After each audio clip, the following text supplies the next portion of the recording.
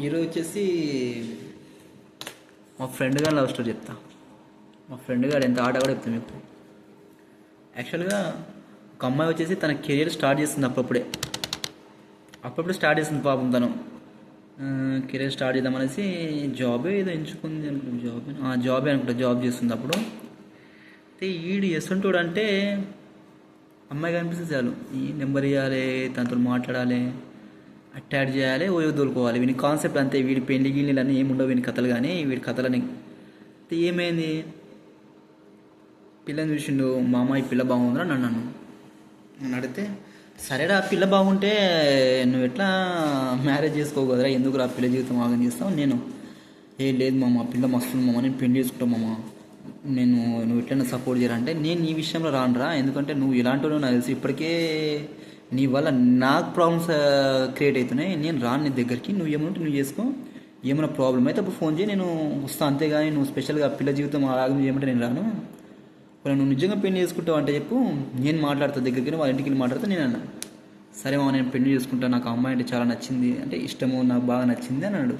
సరే నేను కూడా నచ్చింది అన్నాడు కదా, ఓకే నేను కూడా సపోర్ట్ చేద్దామనే కాన్సెప్ట్లో అవి నమ్మినా. నేను ఫస్ట్ టైం నమ్మి మోసపోయినట్టు అయింది నా పరిస్థితి. కానీ నేను నమ్మి ఏం చేసిన, అమ్మాయిని చూసిన, అది చూపించిన తర్వాత వెళ్ళి మాట్లాడినా, ఇట్లా మా ఫ్రెండ్ ఉన్నాడు, నువ్వంటే ఇష్టం అంట, గత 2 months నుంచి నేను అబ్జర్వ్ చేస్తున్నట్ట, వీడు బొంద 2 months ఏంది, వీడు చూసిన 2 days కిందనే నేను చెప్పిన 2 months అని నేను ఏదో కవర్ చేసిన, 2 months నుంచి సో అండ్ సో ప్లేస్లో మిమ్మల్ని చూసిందంట అంటే, ఆ అమ్మాయి కూడా నమ్మేసింది పాపం.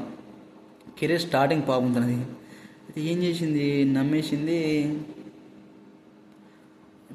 కదా. నమ్మేస్తే ఇప్పుడు ఏముంటుంది, ఇప్పుడు మొబైల్ నెంబర్ కామన్గా మొబైల్ నెంబర్, ఇన్స్టా ఐడియో సంథింగ్ ఏదో అట్లా నాకు ఒక తన కాంటాక్ట్ నాకు ఇచ్చింది. నేనేం చేసిన, తనకి ఇచ్చిన, ఈయనకి ఇస్తే వీడేం చేసిండు, పులిహోర కలపడం స్టార్ట్ చేసిండు. ఎట్లా పులిహోర కలిపిన అంటే, వీడియోతో పచ్చితో, వీనికి ఏం తెలియదు, అమ్మాయిలతో ఎట్లా మాట్లాడో తెలియదు అన్నట్టు పాప ఆ పిల్లని పొగిడి పొంగి ఇట్లా వెళ్ళిపోతుంది ఆమె. వీడు నా మీద ఇంత ప్రేమ చూపిస్తుండేది, అసలు ఇస్తుంటే అబ్బాయి కదా నాకు కావాల్సిందని పాపం ఆ పిల్ల నమ్మేసింది వాని మాటలను, అట్లా నమ్మేసింది ఆమె.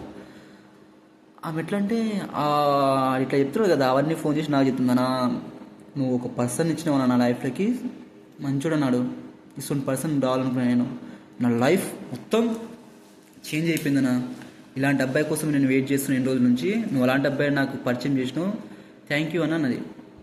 నాకు ఆడ భయం స్టార్ట్ అయింది, ఎందుకంటే వీడి ఇలాంటి నాకు తెలుసు.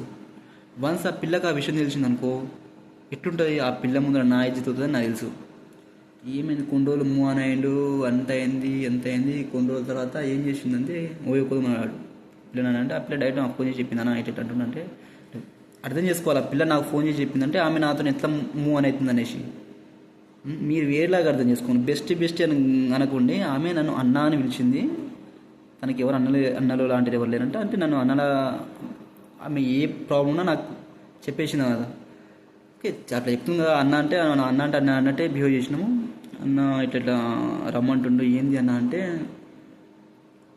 ఫస్ట్ పిల్ల బ్యాక్గ్రౌండ్ క్లారిటీ అయినా, నీ పరిస్థితి ఏంది అని అన్న నా పరిస్థితి ఇట్లనా, కొన్ని ప్రాబ్లమ్స్ ఉన్నాయి, ఇట్లున్నాయి అంటే, వీడేమో నన్ను టైట్ చేస్తున్నాడు, ఏం చేయాలో అర్థమవుతలేదు, ఎట్లా చేయాలో అర్థమవుతలేదు అన్న, ప్లీజ్ అన్న అంటే, నేను ఒకటే మాట అన్నా, నీకు వీనికన్నా బెస్ట్ సంబంధం తీసుకొస్తాను నేను, నీకు కెరీర్ మీద ఫోకస్ చేయి, వీడు మంచోడేం కాదు నేను అంటున్నా, నేను ముందు చెప్పినా కదా వీడు బాగానే ఉన్నాడు అనుకున్నా. నేను ఇన్ని రోజులు ఏమనుకున్నా అంటే, వీడు నిన్ను లవ్ చేస్తున్నా, నువ్వు నిన్ను పెళ్లి చేసుకుంటా అన్నాడు నాకు ఒక మాట ఇచ్చిండు, పెళ్ళికి ముందు నీ దగ్గరికి రానని చెప్పినుండేవాడు.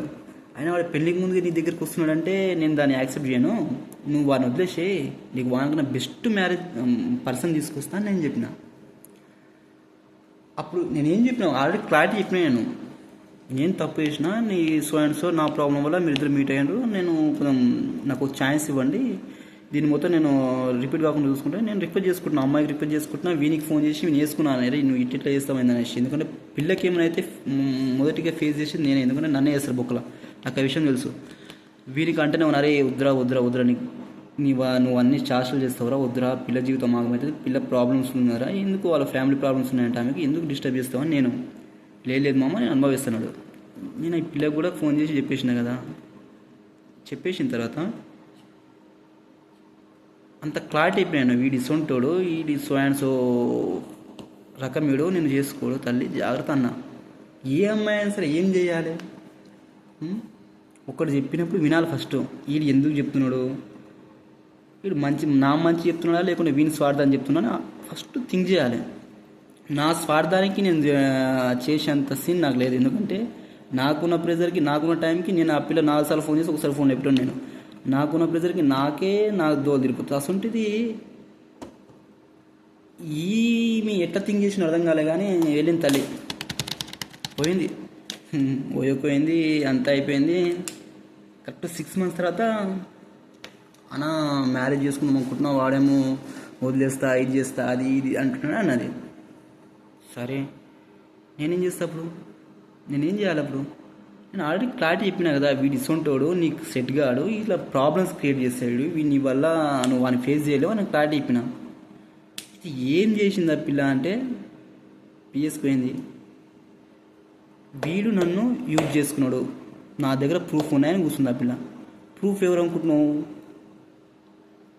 A1 కింద నన్ను చేసింది, A2 కింద ఓయో ఉంటుంది కదా, దాంట్లో కొన్ని ఉంటాయి కదా, ఆ ఫోటోలు గిట్ట తీసుకొచ్చింది కదా, ఆన్ చేసింది. చేస్తే పిలిచిండు నన్ను. పిలిస్తే పోవాల్సిందే. ఇప్పుడు నేను ఏం చేయలేం కదా, పోవాల్సిందే. పోయినా ఆడిపోయిన తర్వాత కూర్చోబెట్టిండ్రు. నైట్ మొత్తం బట్టలు ఇప్పి కూర్చోబెట్టిండ్రు. బరాను ఈశ్వరుని పనులు చేసినందుకు అండర్వేర్మే కూర్చోబెట్టినాను. వాళ్ళిద్దరు బాగానే ఉన్నారు, వాళ్ళు బాగానే ఉన్నారు.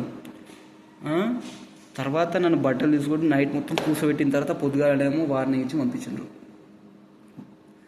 అప్పుడు ఒక ఫిక్స్ అయ్యా, నా జీవితంలో ఇటువంటి లంగ పనులు చేయకూడదు, ఎవరిని ఇన్వాల్వ్ చేయకూడదు, ఎవరితో మాట్లాడకూడదు, మన పని మనం చేసుకుని వెళ్ళిపోవాలనుకున్నాను. అది అయిపోయింది, మొత్తం దెబ్బ పడ్డది. మా వాళ్ళు వచ్చిండ్రు, తీసుకుపోయినాను. తర్వాత వారం 2 weeks ఇప్పుడు సంథింగ్ ఇప్పుడు కనిపించిండ్రు. హైలైట్ అనే విషయం ఏం తెలుసా, వాళ్ళిద్దరూ మళ్ళీ ఒకటైపోయినారు. ఒకటైపోయి మంచిగా తిరుగుతుండ్రు వాళ్ళు. ఇక్కడ ఎర్రిపు ఎవడాడు? ఎర్రిపు ఎవడాడు? ఇడ నేనే కదా. అందుకే చెప్తా, ఎవరి దాంట్లో పోకండి, ఎవరిని ఎంకరేజ్ చేయకండి. వాడేది వాడు చేస్తాడు, ఆమె చేస్తుంది. ఏదో మనం మంచి చేద్దాం అనుకుంటే వాళ్ళు తిరిగి మనకే ఎసరేస్తారు అన్నట్టు అయితే చూడు. అందుకే చిల్, మీ లైఫ్ని మీరు చిల్ చేయాలి. పక్కన నుంచి మన ఎక్స్పెక్టేషన్ పెట్టుకోకండి. సబ్స్క్రైబ్ చేస్తారు కదా, ఇంకో స్టోరీతో వస్తారు ఎప్పుడేను. ఎవరు సబ్స్క్రైబ్ చేస్తారబ్బా మీరు? బెల్ కొట్టండి, కొట్టండి అబ్బా, కొట్టండి.